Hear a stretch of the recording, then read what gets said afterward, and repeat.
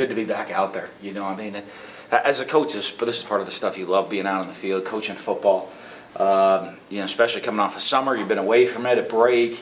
You know, you got a lot of new faces out there, some young people, some older faces that you're going to see really hopefully take another step forward in their careers this year. So, you know, pretty exciting time, and good energy out there today. I know everybody, they love, well, what's going on? I mean, we're just still in shorts and a helmet on the first day, so everybody's just trying to figure it out. Even the older guys just getting used to being in the flow of practice.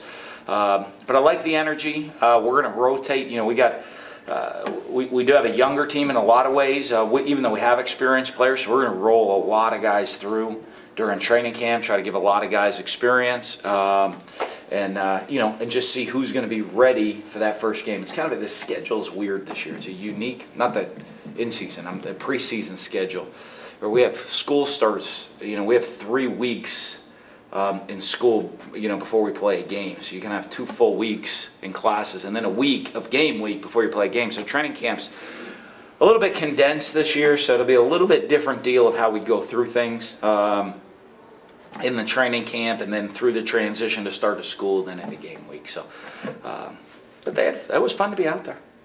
What was Kendrick's process like coming back, obviously tearing his Achilles in the egg ball, and now he's out there practicing? Yeah, great. You know, good to see him out there. We're going to be really careful with him. You know, even though I think he's cleared, he's ready to go, I still want to be careful with him. You know, I mean, a rep today, you know, missing a couple reps today is not going to hurt him. You know, he's played a lot of football for us.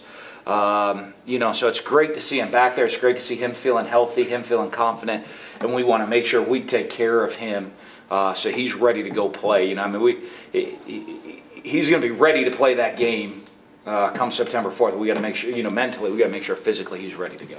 Are y'all going through the same thing with Elijah, or is that something that's kind of lingering? Is it way? His is still a little bit longer because it happened later, the injury, a couple weeks later. It's a little bit of it's an extended injury, especially a guy his size with it. But it's good to see him out there. He's still not at full speed, but he, you know, it's good that he's back doing things. You know, he can do just about everything. He's just not at full speed, and it's the same thing. We got to protect him a little bit because, you know, when you have those type of more significant injuries, you really got to protect guys. Jesse Jackson the same way. You know, you got to with a little hamstring issue coming out of spring. Some of the guys that have injuries that can potentially cause longer term issues. You're going to be real careful with them. When did you know that Kendrick might be ready for the season? Especially, you know, you look at Jay Hughes, missed a year. Yeah. When did you think he might be able, not only we the thought season, but with the trainers, just with, you know, getting the training room reports and the medical reports, we thought he'd be ready for the season. He's just ahead of schedule with being ready for training camp, but we're going to make sure we protect him. With the variety of guys at running back, is it a competition for status, or is it just finding ways to get all their skills out there? Well, you know, I mean, it'll be interesting to see if somebody separates themselves. You know what I mean? I think the big one is guys are competing now for reps at this point, and then, you know, as it continues to go, if someone really separates themselves, then they're going to get the majority of the reps. I think with different skill sets that the guys have, they kind of bring a little something different to the table. But a lot of it's going to be on, you know, the big adjustment, especially for young players, is not what they do with the ball in their hand, right? If they weren't good with the ball in their hand, we probably wouldn't have recruited them to come here. So we know that they're good with the ball in their hand. It's what they do without the ball in their hand is what's going to judge how fast you're ready to go play. Gary's obviously a pretty athletic guy. What have you seen from him developmental-wise? Well, a lot. You know, I think he's got really good leadership potential within the program. Does things the right way. He's a hard worker. You know, and so now what we got to do is take that. He's worked hard to improve his athleticism, gotten a little bigger, faster, stronger throughout the off season, throughout the summer. What we need from him now is that translating that onto the football field and translating it into being a really good football player. You know, and he's a guy we'd really like to see do that quickly to get himself in the rotation. How close is the competition and separation between those backup quarterbacks? Oh, I'd say, it's a ways right now, just because we got to see, you know, I've seen guys do different things. I thought Nick had a great spring. Nick Fitzgerald had a really good spring. We got to see that translate and improve coming into fall camp. I've seen Damian played in games before. So he has that experience. Those two guys have the edge over the other two right now, just on pure experience alone. But we'll see as camp goes with all of them. I don't think I've ever had 5 quarterbacks in a camp before. I've had 2. That's tricky. Very easy to get reps taken care of with 2. You actually got to, find somebody that can actually just take a breather rep for somebody every once in a while. But 5, the key is, the great thing with Dak, with his experiences, they're all going to get opportunities to go with the ones. We'll pull Dak and let different days, let different guys go in with the ones for certain drives just to see how they do, when they're on the field with with that first unit, how they perform with that first unit, and see who's going to give us the best opportunity to win football games. People try to compare Ryan Brown to Preston Smith, but where do you think he stacks up? I guess they look similar in a lot of ways because they're both real tall, long, athletic players. Both a little bit different, I think, Ryan's probably a little bit more, maybe a little stronger, a little more physical, a little more maybe technically sound. Preston had a lot of athletic ability, just natural athletic ability. So a little bit different player, even though there are some similarities. It's Chris Jones' 3rd year in the program. He's a starter now. What are you looking forward from him this season? Well, to play like we expect him to play, I know he gets a lot of the preseason hype and all of this stuff that he's all whatever, but you got to play that way. You know what I mean? I think the worst people are preseason All-Americans. If you're a preseason All-American, you better be a postseason All-American. That means, if not, you've done a really bad job because people thought you should be really good and then you didn't do it. With a guy like him, we need him to really play like a big-time player, play with a sense of urgency. To try to dominate games. Another preseason guy, Will Redmond, teamed with Tevez Calhoun, the seniors back there. For a secondary that struggled last year, what can they kind of do for that secondary? Well, great thing is they both have experience. I guess, Will's not officially a returning starter, even though he made a lot of big plays back there, and he gets a lot, he's the non-returning starter, but he's the one on the lists. So we, expect a lot out of those guys.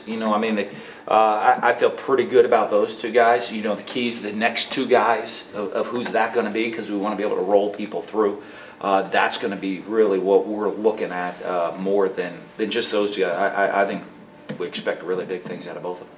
Gabe Miles obviously played a big role in offense last year when Jamion went down. What kind of role do you foresee him with all the competition at receiver? Same type of deal this year. What he's got to do is improve. One thing he's done a great job of. He's dynamic with the ball in his hand, which we knew that. As a guy very similar to a lot of guys that have played that position for us in the past. As a high school quarterback, you put the ball in his hand, he can make things happen.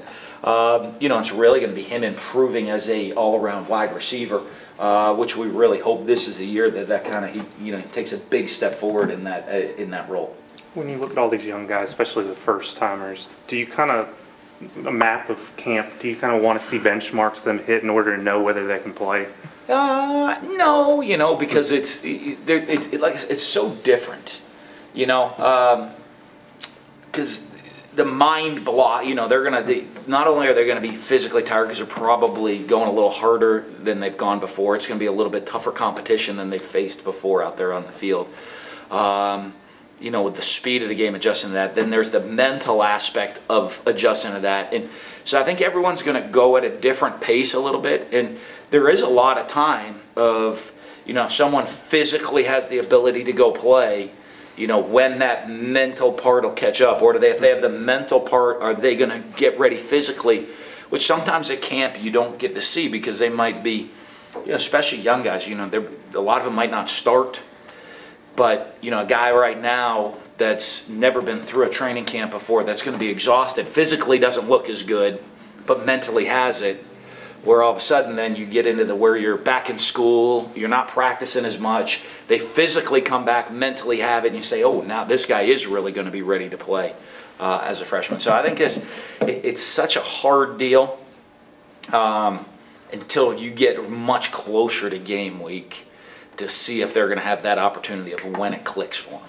It's the first time we've talked to you since media days and media voted you last in the SEC West. I know you're going to say you expected it, but what's that feel like coming off a #1 season, returning Dak Prescott, a Heisman contending quarterback, and the respect's still not there?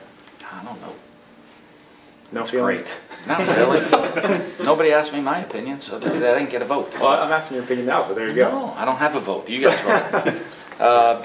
We'll do it. We have our own coaches vote that we did within our staff, and I don't think we've picked to finish last, but But even in the coaches poll, I think you were 6 out of 7 in the West in the AP coach. There you go. AMY, so we weren't last. Yeah. Under the coaches. I don't know. It's the same thing with like preseason awards. None of that really means that much to me, because there's what's going to determine it. There's so much. I guarantee you, history of the program over the last over 100-some years has something to do with where we get picked.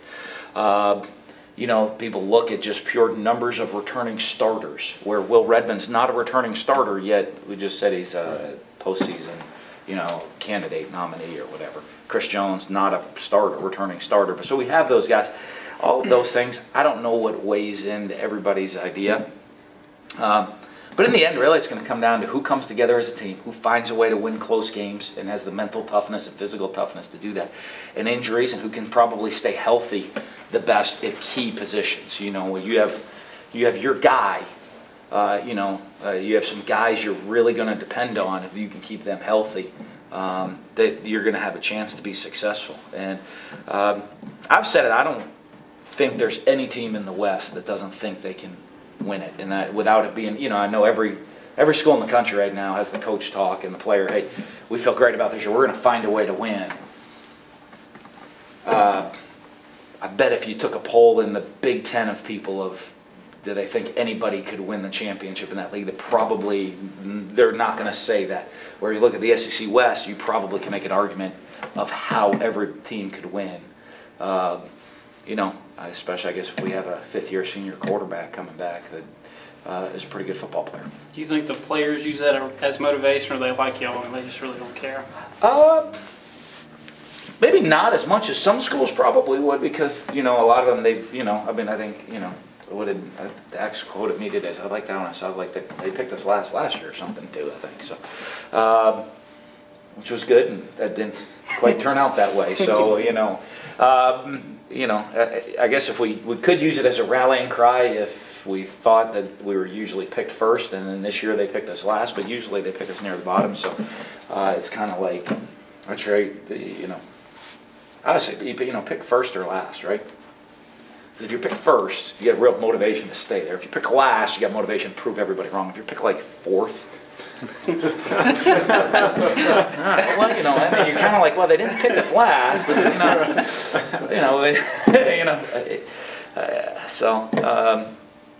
don't know. It is what it is. I hope I can, I will say this: I won't be mean and taunt everybody if we do finish first, and I won't throw it in their face.